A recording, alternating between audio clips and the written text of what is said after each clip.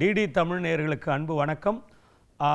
ஒவ்வொரு வாரமும் புதன்கிழமை காலை 10:05 மணிக்கு வழிகாட்டி நிகழ்ச்சிகளை பார்த்துக்கிட்டு இருக்கீங்க. இந்த வழிகாட்டி நிகழ்ச்சியினுடைய நோக்கம் அந்த பெயர்லேயே இருக்குது. ஒரு மத்திய அரசு எப்படிப்பட்ட செயல்பாடுகளை முன்னெடுத்து செல்கிறது, மத்திய அரசு சார்ந்த துறைகள், அது வங்கியாக இருக்கட்டும் அல்லது வருமான வரித்துறையாகட்டும் அல்லது மற்ற துறைகள், ரயில்வே துறையாகட்டும், ஒவ்வொரு துறையிலும் எப்படிப்பட்ட ஒரு மாற்றங்களை, எப்படிப்பட்ட முன்னேற்றங்களை கொண்டு செல்கிறது இந்த மத்திய அரசு, அதன் மூலம் மக்கள் எப்படி பயனடைகிறார்கள் அப்படின்னு நம்ம பார்த்துட்டு வரோம். அந்த வகையில் இந்த வருடம் முத்ரா திட்டம் என்கின்ற மிக பிரபலமான ஒரு திட்டம், பாரத பிரதமர் நரேந்திர மோடியினுடைய கனவு திட்டம். அந்த திட்டம் துவக்கப்பட்டு சென்ற ஏப்ரல் மாதம் 10 ஆண்டுகள் நிறைவு பெற்றிருக்கிறது. ஒரு டெக்கேட் அப்படின்னு சொல்லலாம். அந்த திட்டம் வந்த பிறகு அல்லது வருவதற்கு முன்பு இருந்த அந்த ஒப்பீடுகளும் இந்த 10 ஆண்டுகளில் கிராம மற்றும் நகர வளர்ச்சி, குறிப்பாக பெண்களினுடைய பொருளாதார வளர்ச்சி, அவர்களை சார்ந்திருக்கின்ற குடும்பத்தின் வளர்ச்சி, அதனால் சமூக வளர்ச்சி, இதை குறித்து தான் இன்றைக்கு பேச போகிறோம். அது குறித்து பேசுவதற்காக நம்முடைய நிலையத்திற்கு வந்திருக்கிறார் திரு சாய் சுதாகர் அவர்கள். அவர்களை உங்கள் சார்பாக இருக்கிறேன். வணக்கம் சார். வணக்கம் சார். நம்ம இந்த வழிகாட்டி நிகழ்ச்சியில் பல சந்தர்ப்பங்களை சந்திச்சிருக்கோம். ஆனால் இன்றைக்கு நாம் பேச போகிறது இந்த முத்ரா திட்டம், க்ளீன் இண்டியா, அதாவது ஸ்வச்சதா பாரத்துக்கு அப்புறம் ரொம்ப பிரபலமாக பேசப்பட்ட அல்லது மக்களை சென்றடைந்த ஒரு திட்டம். ஏன் கேட்டிங்கன்னா, இது ஒரு வசதி படைத்தவர்களுக்கு, ரொம்ப பணக்காரர்களுக்கான திட்டம் இல்லை. இது ஒரு சாமானிய மக்கள், ஒரு அன்றாட வாழ்வாதாரத்திற்கு, ஒரு சிறு வியாபாரிகள், சின்ன வியாபாரம் செய்கிறவங்க மக்கள், பொதுமக்கள், சாமானிய மக்களுக்கு ஒரு கடன் கொடுக்கின்ற ஒரு திட்டம் வங்கிகள் மூலமாக. அப்படி இந்த முத்ரா திட்டம் கிட்டத்தட்ட 10 ஆண்டுகள் நிறைவு பெற்றிருக்கிறது இன்றைக்கு. அதிலும் குறிப்பாக நாம் என்ன கேள்விப்படுறோன்னா, இந்த திட்டத்தை அதிகமாக பயனடைந்தவர்கள் தமிழ்நாட்டை சேர்ந்தவர்கள். இப்போ இது கேட்கிற நேயர்கள் கூட கொஞ்சம் ஆச்சரியமாக இருக்கும். மத்திய அரசு திட்டத்தில் 10 வருஷம் தமிழ்நாடு அதிகமாக இருக்காங்கன்னா அவங்க தான் லீடில் இருக்காங்க. ஆனால் இது பெரும்பாலும் வெளியே தெரியறதில்ல. ஆனால் அவேர்னஸ் அதிகமாக இருக்குது தமிழ்நாட்டில் இந்த முத்ரா திட்டத்துக்கு. இந்த 10 ஆண்டுகள் எப்படிப்பட்ட சமூக பொருளாதார மாற்றங்கள் ஏற்பட்டிருக்கு சார்? நேயர்களுக்கு வணக்கம். நீங்கள் குறிப்பிட்டு சொன்ன மாதிரி இந்த முத்ரா திட்டம் மற்ற திட்டங்களை விட இந்த ஸ்வச் பாரத் மாதிரி இது நிறையவே மக்களை சென்றடைந்திருக்கு. இது எல்லா தரப்பு மக்களையும் போய் சேர்ந்துருக்கு. அதுதான் இதில் ஒரு முக்கியமான பாயிண்ட்டு. அப்புறம் நீங்கள் தமிழ்நாடு பற்றி குறிப்பிட்டீங்க. இப்போது சில கட்சிகள், சில தலைவர்கள்லாம் தமிழ்நாட்டுக்கு என்ன நடந்திருக்கு இந்த 10 வருஷத்தில் அப்படின்னு ஒரு கேள்வி எழுப்பும் பொழுது நீங்கள் சொன்ன அந்த தரவு, அதாவது நாம் முன்னிலையில் இருக்கிறோம் முத்ரா திட்டம். இந்த முத்ரா திட்டம் மட்டும் கிடையாது, நிறைய விஷயங்கள் பார்த்திங்கன்னா நம்ம தமிழ்நாடு அதிக முக்கியத்துவம் பெற்று இந்த பயனை அதிகமாக நம் மக்கள், அதாவது தமிழ் மக்கள், மத்திய அரசு திட்டங்கள்னால நம்ம தமிழ்நாடு மக்கள் நிறைய பயன்பெற்றிருக்காங்க. இது ரொம்ப ஒரு பிரபலமான திட்டம். நான் சொன்ன மாதிரி இது எல்லா தரப்பு மக்களையும் போய் சேர்ந்துருக்குது. இந்த திட்டம் ஏன் கொண்டு வரப்பட்டது அப்படின்னு நம்ம முக்கியமாக பார்க்கணும். இப்போது அம்பேத்கர் அன்றைக்கே சொன்னார், அதாவது நகரமயமாக்குதலும் தொழிற்சாலை ஆக்குதலும் ரெண்டுமே கைகோர்த்து ஒன்றாக செல்ல வேண்டும், அப்போ தான் ஒரு நாடு முன்னேற்றம் அடையும் அப்படின்னு. அந்த ஒரு அடிப்படையில் அன்னைக்கு அம்பேத்கர் சொன்ன ஒரு வாக்கியத்தின் அடிப்படையில் தான் இந்த முத்ரா திட்டம் செயல்முறைப்படுத்தப்பட்டது. இப்போ அந்த முத்ரா திட்டம் யாருக்கு அதிகமாக போய் சேரும் அப்படின்னா, இந்த சிறு குறு தொழில் முனைவோர்கள், அவர்கள் புதுசாக முனைவோர்களும் சரி, ஏற்கனவே தொழில் பண்ணி இருக்கிறவங்களுக்கும் அவங்களுக்கும் ஒரு எக்ஸ்ட்ரா மைல் செல்வதற்கு அதுக்காக ஒரு உதவி பண்ணுறதுக்காக கொண்டு வரப்பட்ட ஒரு திட்டம். இதில் எம்எஸ்எம்இ அதிகமாக குறிப்பாக குறிவைக்கப்பட்டு இந்த திட்டம் கொடுக்கப்பட்டது. பெண்களுக்கு நிறைய கொடுக்கப்பட்டது, கிராமப்புறத்திலையும் கொடுக்கப்பட்டது. நீங்கள் சொல்கிறது ஒன்று புரியுது. ரூரல் பேஸ்டு பிஸ்னஸ், அதாவது ஆக்ரோ பேஸ்டுன்னு சொல்லலாம். அந்த வழியில் இன்றைக்கு இளைஞர்கள் நிறைய எம்எஸ்எம்இயில் நம்ம பார்க்குறோம். ஆக்ரோ பேஸ்ட் இண்டஸ்ட்ரியே நகரத்தில் கொண்டு வராமல் அங்கேயே அதை ஆரம்பிக்கிறாங்க. அதற்கான அந்த கட்டமைப்பு, இன்டர்நெட் ஃபெசிலிட்டிஸு, அப்புறம் அவங்களுக்கான சின்ன இடங்கள், மோட்டிவேட்டர்ஸு, அப்புறம் இன்வெஸ்டர்ஸும், இப்போ பேங்க்ஸும் ரூரல் பேங்க்ஸ்லாம் நிறைய சப்போர்ட் பண்ணுறாங்க.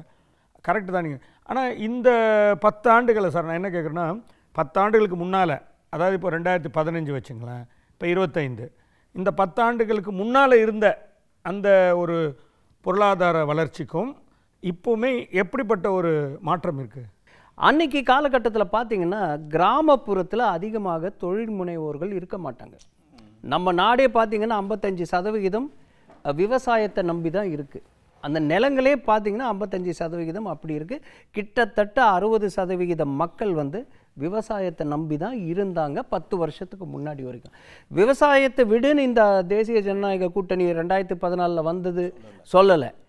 ஆனால் விவசாயத்தில் இருக்கிற வருமானத்தை விட தொழிற்சாலை மையம் ஆக்கும் பொழுது அதனுடைய வளர்ச்சி, வருமானம், வேலைவாய்ப்பு எல்லாமே அதிகரிக்கிறதுனால அதை கொஞ்சம் இந்த தொழில் முனைவோர்களுக்கு ஒரு சார்ந்த அரசாக இருக்கணும்னு விரும்பினாங்க. அண்ட் முக்கியம் அது விவசாயம் சார்ந்த தொழிலாகவும் கூட, விவசாயம் சார்ந்த தொழிலாக எந்த தொழிலாக வேணால் இருக்கலாம். இந்த முத்ரா திட்டத்தில் நீங்கள் வந்து உற்பத்தி பண்ணுறவங்களா இருக்கலாம், ட்ரேடிங் பண்ணுற வணிகம் பண்ணுறவங்களா இருக்கலாம், விவசாயத்துக்கு சார்ந்த பொருள்கள் தயார் செய்கிறதா இருக்கலாம், அதாவது புதிய தொழில் முனைவோர்கள் இருக்கலாம், ஏற்கனவே தொழில் செய்கிறவர்கள் இருக்கலாம். ஸோ யாராக இருந்தாலும் அவங்களுடைய தொழில் நன்றாக நடப்பதற்காக கொடுக்கப்பட்ட ஒரு திட்டம்.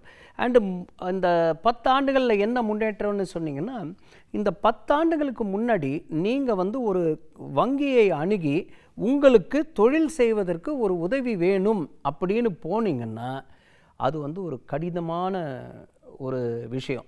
அதாவது ரொம்ப கஷ்டப்பட்டு நிறைய சிபில் ஸ்கோர்னு சொல்லுவாங்க, அந்த கொலாட்ரல் யாராவது சாட்சி கையெழுத்து போடணும்னு சொல்லுவாங்க, நம்ம அதுக்கு ஒரு கொலாட்ரல் கொடுக்கணும், நம்ம வீடோ மனையோ இல்லை நிலமோ ஏதாவது கொலாட்ரலாக கொடுக்கணும். இந்த திட்டத்தில் அந்த மாதிரி ஒரு விஷயம்லாம் எதுவுமே கிடையாது. உங்களுக்கு ஒரு ஆதார் கார்டு இருக்கணும், நீங்கள் என்ன தொழில் பண்ண போகிறீங்க அப்படின்னு மனசில் ஒரு குறிப்பாக நினச்சிருக்கணும். அண்டு எந்த கேட்டகரியில் நீங்கள் வரணும் அப்படின்றத நீங்கள் தெரிஞ்சிங்கன்னா உங்களுக்கு எவ்வளோ பணம் வேணும் அப்படின்னு பார்த்தீங்கன்னா அதுக்கு ஏற்ற மாதிரி வங்கிகள் உதவி பண்ணுவாங்க. ஸோ கண்டிப்பாக எல்லாரும் இப்போ பாருங்கள், எம்எஸ்எம்இக்கு இதே விஷயந்தான். அந்த தொழில் முனைவோர்களுக்கோ இல்லை தொழில் பண்ணிக்கிட்டு இருந்தவங்களுக்கோ அவ்வளோ வங்கியில் அவ்வளோ உதவி பெறுறது வாய்ப்பு இல்லாமல் இருந்தது. ஆமாம், அதெல்லாம் மாறி இந்த 10 வருஷத்தில். அண்ட் குறிப்பாக நம்ம பாரத பிரதமர் 2014 பதவி ஏற்கும்போது என்ன மனசில் வச்சுருந்தார் அண்ட் மக்களுக்கு என்ன சொன்னார்னா, எல்லாரும் சமமாக வளர வேண்டும். சப்கா சாத் சப்கா விகாஸ், சப்கா பிரயாஸ், சப்கா பிரயாஸ். அது வந்து அண்ட் சப்கா விஸ்வாஸ், எல்லாரும் மேலே நம்பிக்கை வைக்கணும், எல்லாரும் வளரணும், எல்லாரும் அந்த வளர்ச்சியில் அனுபவிக்கணும் அப்படின்றது குறிக்கோள். முன்னாடி பார்த்தீங்கன்னா நம்ம ஏற்கனவே நம்ம பேசின மாதிரி நகரங்கள் அதிகமாக வளரும், கிராமங்கள் வளராது. ஒரு சைடு வளர்ச்சி ஒரு சைடு ஒரு மாதிரி இருந்தது. ஸோ அதெல்லாம் மாறி நாடு வந்து மொத்தமாக முன்னேறுவதற்கான ஒரு வாய்ப்பு, ஒரு கட்டமைப்பு இந்த 10 ஆண்டில் ஏற்படுத்தி கொடுத்துருக்காங்க. ரொம்ப நன்றி சார். அதாவது ஒரு 10 ஆண்டுகளையும் வளர்ச்சி இருந்துட்டு தான், ஆனால் அது நகரமயமாக்கத்தில் நகரங்களில் தான் அந்த வளர்ச்சி தென்பட்டது. ஆனால் கிராமங்களில் வந்து ஒரு பேங்க்குக்கு போகிறதே ஒரு பெரிய விஷயம். பேங்க்குள்ளே போகிறதுக்கே பயப்படுவாங்க. சரி, அப்படியே போனாலும் நம்மளாம் அக்கௌண்ட் ஓப்பன் பண்ண முடியுமா, இல்லை நம்மளுக்கெல்லாம் கடன் தருவாங்களான்னா அதுக்கு பல தடைகள் இருந்தது. இதை கொண்டு வா, அது கொண்டு வானாங்க. அதுக்கு அவங்ககிட்ட இல்லை. இப்போ அது இல்லாதோடு தான் நம்ம பேங்க்கு போய் கடங்க. ஆனால் இன்றைக்கு வந்து குறைந்தபட்சம் கடனும் இருக்குது, 50,000 கடனும் இருக்குது, இல்லை 20 லட்சம் வரைக்கும் கடன் இருக்குது. இதில் இப்போ இந்த திட்டத்தின் மூலம் நிறைய பேர் வாங்கியிருப்பாங்கல்ல சார், வாங்கிட்டு திருப்பி வாங்குறவங்களும் இருக்காங்க. அதை எக்ஸ்பேன்ஷனுக்கு வாங்கலாம், இல்லை ஒரு கடன் வாங்கி ஒரு 5 லட்சம் வாங்கி அதை திருப்பி கட்டி இருந்தால் திரும்பவும் வாங்க. இப்போ இதில் வந்து இடைத்தரகர்கள் இல்லை, இடைத்தரகர்கள் கிடையாது, நேரடியாக கொலாட்ரல் கிடையாது, சாட்சி கையெழுத்து கிடையாது. நேரடியாக 1-to-1 ஆன்லைனில் போயிட்டு அந்த mudra.org இருக்குது, அந்த வலைதளத்தில் போயிட்டு அங்கே நீங்கள் ரெஜிஸ்டர் பண்ணிவிட்டு என்ன கேட்டகரியில் வரீங்க, என்ன கேட்டகரி கடன் வேணும், என்ன தொழில் பண்ண போகிறீங்க, எத்தனை வருஷத்தில் திருப்பி கட்டுவீங்க, இதை சொல்லிவிட்டு நீங்கள் கடன் உதவி பெறலாம். தமிழ்நாட்டை பொறுத்த வரைக்கும் சார் எவ்வளோ பேர் பயன்பெற்றிருக்காங்க? தமிழ்நாட்டில் நம்ம ஏற்கனவே பேசினோம். அதாவது ஒரு 3 மாதம் முன்னாடி வரைக்கும் தமிழ்நாட்டில் அதிகப்படியான பேர் இருந்தது. ஆனால் என்ன ஆச்சுன்னா, இப்போ வந்து 5.8 கோடி மக்கள் வந்து இந்த முத்ரா திட்டத்தில் உதவி பெற்றிருக்கிறாங்க. இப்போ சமீபத்தில் நான் சொன்னேன் இல்லையா, ஒரு 3-4 மாதமாக பீகாரில் அது கொஞ்சம் நம்மளை தாண்டி 5.9 டேக் ஓவர் பண்ணியிருக்காங்க. கோடி பேருக்கு முத்ரா கடன் வழங்கப்பட்டிருக்கு. ஆனாலும் இன்னும் கூட பணம் அந்த மதிப்பீட்டில் பார்த்திங்கன்னா நம்ம தமிழ்நாட்டுக்கு 3.3 லட்சம் கோடி கொடுத்துருக்காங்க. ஆனால் பீகாருக்கு நம்மளை விட அதிகமான பேர் லோன் கிடைச்சிருந்தாலும், கடன் உதவி கிடைச்சிருந்தாலும் அவங்களது வந்து 2.8 லட்சம் கோடி தான். நம்ம அமௌண்ட்டுன்னு பார்க்கும்போது நம்ம தமிழ்நாடு தான் அதிகம். 3.3 lakh crores 3 lakh crores கடமா லட்சம் கோடி. நம்ம அவங்கள விட ஒரு 10 லட்சம் பேர் கம்மியாக தான் கடன் வாங்கியிருக்கிறாங்க. ஆனாலும் அந்த மதிப்புன்னு பார்க்கும்பொழுது நம்ம தமிழ்நாடு வந்து முதல் இடத்துல இருக்குது. அது தொடர்ச்சியாகவே நீங்கள் பார்த்தீங்கன்னா தமிழ்நாடு தான் முதல் இடத்துல இருந்துக்கிட்டே இருந்திருக்கு. அண்ட் இதில் வந்து தமிழ்நாட்டிலையும் சரி, நம்ம தேசிய அளவிலும் பார்த்திங்கன்னா 68% பேர் இதில் உதவி பெற்றவர்கள் பெண்கள். அது நம்ம முக்கியமாக பார்க்கணும். முன்ன காலத்தில் நீங்கள் இப்போ சொன்னீங்க இல்லையா, 10 வருஷத்துக்கும் முன்னாடியும் இப்போவும் என்ன முன்னேற்றம்னு. அந்த 10 வருஷத்துக்கு முன்னாடி ஒரு தொழில் முனைவதற்கே பெண்கள் வந்து அச்சப்படுவாங்க, தயக்கம் இருந்தது, அச்சம்னே சொல்லலாம். ஏன்னா அந்த ரெகுலேஷன் அந்த மாதிரி அவ்வளோ கஷ்டமாக இருந்தது. பேங்க்கில் போகணும், அங்கே வேண்டணும், அங்கே கெஞ்சணும், அங்கே நிறைய 10 வாட்டி போகணும். இது மாதிரிலாம் இன்னல்கள் இருந்தபோது பெண்களுக்கு அது ஒரு சரிவர அந்த பழக்கத்துக்கு அவங்க வர முடியலை. இந்த 10 வருஷத்தில் பார்த்திங்கன்னா 68% பேர் பெண்கள் அப்படின்னு நம்ம பார்க்கும்பொழுது அது கண்டிப்பாக முன்னேற்றம் தான். அது ஜன்தன் யோஜனாவும் அது காரணமாக இருக்கலாமா? ஜன்தன் யோஜனா, அதாவது நான் எப்போவுமே எங்கே பேசும்பொழுதும் சொல்லுவேன், நம்ம திரு மோடி தலைமையில் தேசிய ஜனநாயக கூட்டணி எந்த ஒரு விஷயம் பண்ணாலும் எப்படி பண்ணுவாங்கன்னா, யானை வரும் பின்னே மணி ஓசை வரும் முன்னேன்னு. அதாவது ஜன்தன் கொண்டு வந்ததே என்னன்னா, எல்லாரையும் அந்த இன்க்ளூசிவிட்டி கொண்டு வரணும், எல்லாரையும் ஒன்றா சேர்ந்து எல்லாரும் பயனடையணும்னா எல்லாருக்கும் வங்கி கணக்கு இருக்கணும். அந்த காலத்தில் பார்த்திங்கன்னா எல்லாமே வவுச்சரில் போயிட்டு இருந்தது. இப்போ இந்த 100 நாள் வேலைவாய்ப்பு திட்டம் பார்த்திங்கன்னா கூட 170 ரூபாய் இருக்கும். அவன் 100 ரூபா கொடுத்துட்டு 170 ரூபாய்க்கு கையெழுத்து வாங்கிட்டு 70 ரூபா கொடுக்க கையெழுத்து கூட கை நாட்டாக இருக்கும். கை நாட்டு தான் வச்சுருந்தாங்க. கையெழுத்து போடக்கூடியவனை கூட கை நாட்டு தான் வைக்க சொல்லியிருந்தாங்க. ஸோ இந்த மாதிரி நிலைமை எல்லாம் மாறி அந்த ஜன்தன் அக்கௌண்ட் வந்தது ஒரு பெரிய விஷயம். இப்போ இடைத்தரகர் இல்லை அப்படின்னும் போது என்ன ஆகுதுன்னா, இந்த முத்ரா திட்டத்திலேயே நம்ம கடன் உதவி பெற்றோம்னா அது நேராக நம்ம வங்கி கணக்குக்கு போயிடும். இது வந்து வேறு எங்கேயுமே போகாது. இல்லை, நான் ஏன் அந்த கேள்வி கேட்டிங்கன்னா, அந்த ஜன்தன் உள்ளே வந்த பிறகு அந்த வங்கிக்கு உள்ளே போகிற ஒரு தயக்கம் இருந்தது இல்லை, அது முதல் களையப்பட்டாச்சு. அண்டு அதுலேயும் தமிழ்நாடு வந்து முதலிடம். அதாவது கிட்டத்தட்ட 100% பேர் தமிழ்நாட்டில் வங்கி கணக்கு இப்போ வச்சுருக்காங்க இந்த ஜன்தன் வந்ததுனால.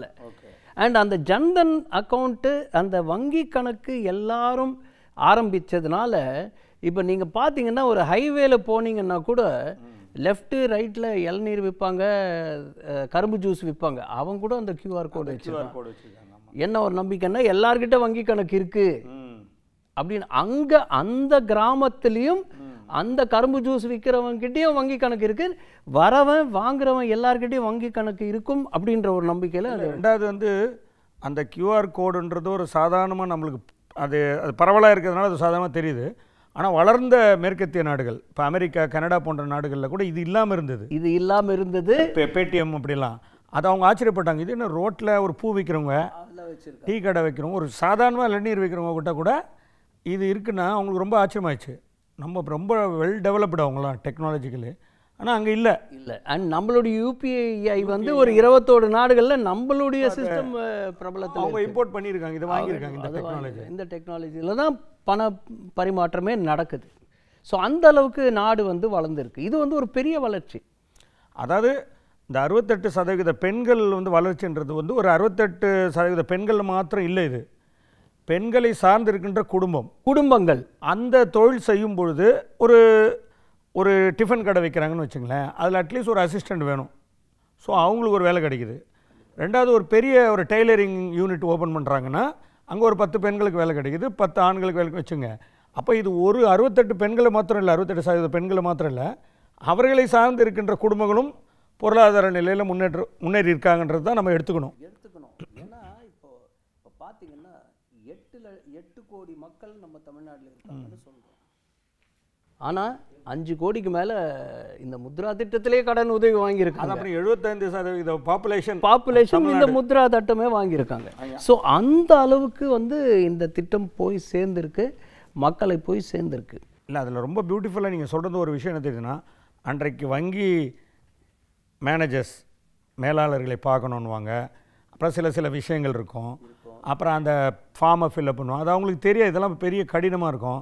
அதுக்கு ஒரு இடைத்தரகர் இருப்பாங்க, சார்ட்டர்ட் அக்கௌண்டன்ட் இருப்பாங்க, அட்வொகேட் இருப்பாங்க, அப்புறம் ப்ராஜெக்ட் ரிப்போர்ட்னு ஒன்று கேட்பாங்க. அதெல்லாம் எங்கே போய் தயாரிக்குன்னு. ஸோ அதெல்லாம் இல்லை, அதெல்லாம் தாண்டி உனக்கு இப்போ வந்து 3 விதமான வங்கி கடன் இருக்கு, முத்ரால இருக்கு. லோன் சிஷு 50,000 வரைக்கும், அப் டு 50. ஆமாம். அப்புறம் கிஷோர் வந்து 50லேருந்து 5 லட்சம் வரைக்கும். தருண்னா 5 லட்சத்துலேருந்து 10 லட்சம் வரைக்கும். இப்போ சமீபமாக ஒரு 6 மாதமாக என்ன பண்ணியிருக்காங்கன்னா தருண் ப்ளஸ், அதை ப்ளஸ் போட்டிருக்காங்க. ஏன் அதை அதிகப்படுத்தியிருப்பாங்க அப்படின்னா, நிறைய பேர் தொழில் முனைய வந்துட்டாங்க. அண்ட் அதை விட தாண்டி சாதாரணமாக வங்கியில் வந்து வாராக்கடன் ரொம்ப அதிகமாக இருக்கும். ஆனால் இந்த திட்டத்தில் கேவலம் 2.1% தான் வாராக்கடன் டிஃபால்டர்ஸ். அப்போ 97.8% வந்து கட்டிடுறாங்க. அதாவது அது கூட தேசியமயமாக்கப்பட்ட வங்கியில் வந்து ஒரு 3% இருக்காங்க. ஆனால் அந்த ப்ரைவேட் வங்கியில் பார்த்தீங்கன்னா 0.9% பேர் தான் டிஃபால்ட். ப்ரைவேட் மூலமாக முத்ரா இருக்கு. எல்லா வங்கிகளும் முத்ரா இருக்கு. அண்ட் முத்ராவில் கூட என்ன சொல்லியிருக்காங்கன்னா, ஒரு வங்கி 20 பிரான்ச் ஒரு மாவட்டத்தில் இருக்குன்னா, ஒரு உதாரணத்துக்கு சொல்கிறேன், ஒரு வங்கி கடனாவது முத்ராவில் கொடுத்துருக்கணும். ஒரு பிரான்ச்சும், எந்த பேங்காக இருந்தாலும் அதை கொடுத்து தான் ஆகும். இப்போ சென்னையில் வந்து ஒரு 20 கிளைகள் இருக்குன்னா 20 ஒரு கிளை மினிமம் 1 கொடுத்துருக்கணும். ஒரு கிளை கண்டிப்பாக முத்ராவை ஃபாலோ பண்ணணும்.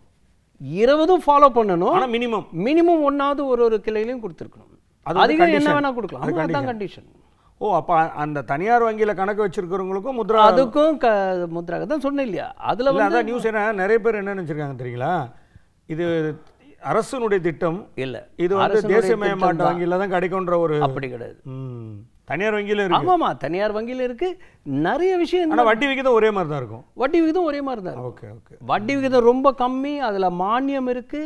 அண்ட் நீங்கள் வந்து உங்கள் இஷ்டத்துக்கு கட்டலாம். 2 வருஷத்துல திருப்பி கட்டலாம், 10 வருஷத்துல, 1 வருஷத்துல கட்டலாம், 1 வருஷத்துல கட்டலாம், திருப்பி கட்டலாம். ஆமாம், அப்போ அடுத்த லோன் வாங்கிக்கலாம். ஸோ அதுக்கு வந்து உங்களுக்கு உதவியாக இருக்கும். அப்போ அடுத்த அந்த ட்ராக் ரெக்கார்டு பார்க்கும்பொழுது எதுவாக இருக்கோ அதுக்கு ஏற்றபடி. இப்போ நீங்கள் சொல்கிறதுலேருந்து 3 விஷயம் பொதுமக்களாக நான் புரிஞ்சுக்கிறேன். என்னென்னா, ஃபஸ்ட்டு வந்து ஒரு பொருளாதார தன்னம்பிக்கை, அதாவது ஒரு செல்ஃப் ரிலையன்ட், அதாவது தன்னிறைவு, நாமளே நம்மளால் செய்ய முடியுன்ற ஒரு நம்பிக்கை.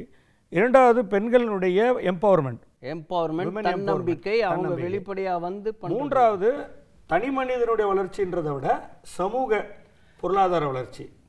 இந்த வாராக்கடன் சொன்னீங்க பாருங்க, அங்கே அதுக்கான போது பக்கத்தில் வாங்கி அவங்க டெவலப் ஆகிட்டாங்க, ஏன் நம்மளும் வாங்கக்கூடாதுன்ற ஒரு. அப்போது வேலை இல்லைனாலும் நம்ம ரெகுலராக ஆஃபீஸ் போயிட்டு வரல, இந்த வேலைக்குன்னு குறை சொல்ல தேவையில்ல, நாமே நமக்கான கண்டிப்பாக வேலையை தேடிக்கலாம், வேலை கொடுக்கலாம். கண்டிப்பாக. அப்போ இங்கே தொழில் முனைபவர் மட்டும் இல்லை, தொழில் கொடுப்புறவும் இந்த முத்ரா, ஆமாம், ஒரு பெரிய முத்திரையை பதிச்சிருக்கு. இதனால வந்து நம்ம இந்தியா முழுக்க 5 கோடி பேருக்கு புதுசாக வேலை வாய்ப்பு கிடைச்சிருக்கு. 5 கோடி பேருக்கு. அதாவது இந்த தொழில் தொடங்குறவங்க மூலியமாக. இப்போது இந்த தொழில் தொடங்குறாங்கன்னா, இப்போ நீங்கள் பெரிய தொழிற்சாலைகள்லாம் பார்த்தீங்கன்னா, தொழில் பண்ணுறவங்கக்கிட்டலாம் பார்த்தீங்கன்னா, அவங்க வந்து கிட்டத்தட்ட ஒரு 2 கோடி பேருக்கு தான் வேலை கொடுத்துருந்தாங்க. ஆமாம். இதனால் இந்த சிறு தொழில் பண்ணுறவங்கெல்லாம் வந்து 6 கோடி பேர் வியாபாரம் பண்ணால் குறைந்தது 10 கோடி பேருக்கு வேலை வாய்ப்பு கொடுக்குற ஒரு நிலைமை இருந்தது. அதனால தான் இந்த சிறு குறு தொழிலை வளர்க்கணும் அப்படின்ற ஒரு முக்கியமாக காரணத்தை எடுத்து இந்த முத்ரா திட்டத்தில். இல்லை, இதில் நீங்கள் சொல்கிறது இன்னொரு அட்வான்டேஜ் இருக்குது. என்னென்னா, இந்த சிறு தொழில்களில் அவங்க பகுதியை விட்டு வெளியே போக தேவையில்லை. வீட்டு பக்கத்திலே ஒரு 2-3 கிலோமீட்டருக்குள்ளே அவங்க வேலைக்கு போயிட்டு வரலாம். ஒரு கிராமத்துக்கு ஒரு பொருள் எடுத்துக்கோங்க அப்படின்ற ஒரு திட்டமும் கொண்டு வந்திருக்காங்க.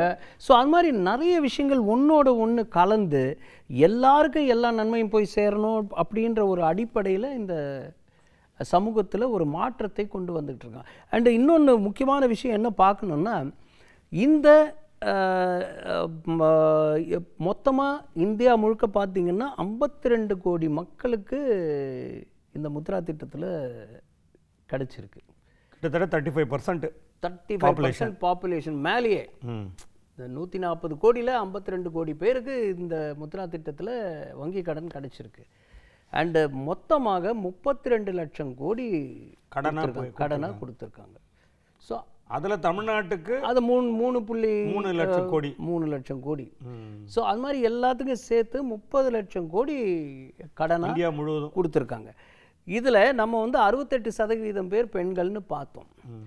எஸ்சி எஸ்டி ஓபிசி மக்கள் வந்து 50% பேருக்கு கிடைச்சிருக்கு. அதில் மொத்தமாக அதில் இந்த பெண்களும் இருப்பார்கள், ஆண்களும் இருப்பாங்க அந்தந்த இதில் கேட்டகரியில். அண்டு சிறுபான்மையினர்னு பார்த்தீங்கன்னா 13% பேருக்கு கிடைச்சிருக்கு, 14% பேருக்கு கிடைச்சிருக்கு. ஸோ நான் முதல்ல சொன்ன மாதிரி எல்லா சமூகத்தை சார்ந்தவங்களுக்கும் இந்த சமுதாயத்தில் எல்லாருக்கும் ஏற்றத்தாழ்வு இல்லாமல் எல்லாருக்கும் இந்த திட்டம் வழங்கப்பட்டிருக்கு. அதாவது இதுக்கான புள்ளி விவரம் ஸ்டாட்டிஸ்டிக்ஸை சொல்கிறத விட இது எப்படி எதை நோக்கி செல்கிறது, ஏன்னா இன்றைக்கி 68% போது இன்னும் எனக்கு தெரிஞ்சு இன்னொரு 5 ஆண்டுகள் 4 ஆண்டுகளை பார்த்தீங்கன்னா இது ஒரு 80% பெண்கள் கண்டிப்பாக வருவார்கள். கண்டிப்பாக அடுத்த கட்டத்திற்கு போயிடுவாங்க இவங்களாம் அடுத்த கட்டத்துக்கு. அதனால தானே அந்த அடுத்த கட்டமே அந்த தருண் ப்ளஸ் வந்திருக்கிறது காரணமே அதுதான். ரொம்ப வளர்ச்சி தான். அதாவது இந்த நிகழ்ச்சி மூலம் இதை பார்த்துக்கிட்டு இருக்கோங்க, இன்னும் விடுபட்டவர்கள் இன்னும் தயக்கமாக இருக்குது, எனக்கு தனியார் வங்கின்றது எனக்கு செய்தி, தனியார் வங்கிக்கெல்லாம் போனால் கிடைக்குமான்னா கண்டிப்பாக போய் நீங்கள் உரிமையாக கேட்கலாம் அப்படின்ற ஒரு நம்பிக்கையை கொடுத்துருக்கீங்க. இன்னும் போகிற வர காலத்தில் வந்து இதுவே இந்திய பொருளாதாரத்துக்கு ஒரு பெரிய முதுகெலும்பாக மாறதுக்கான வாய்ப்பு இருக்குது. இந்த முத்ரா ரொம்ப அருமையாக சொன்னீங்க சார். இந்த திட்டத்தை குறித்து இதை பார்த்துட்ருக்கிற நேயர்கள் வந்து அல்லது தொழில் முனைபவர்கள் முனைய விரும்புவர்கள் வந்து இதை பயன்படுத்திக்குவாங்க நினைக்கிறேன். ப்ரொசீஜர் ரொம்ப சிம்பிள். வங்கியில் போய் அதையும் சொல்லியிருக்கோம், நேரடியாக வங்கியில் போயிட்டு ஆன்லைனில் எப்படி mutra.org. வணக்கம்.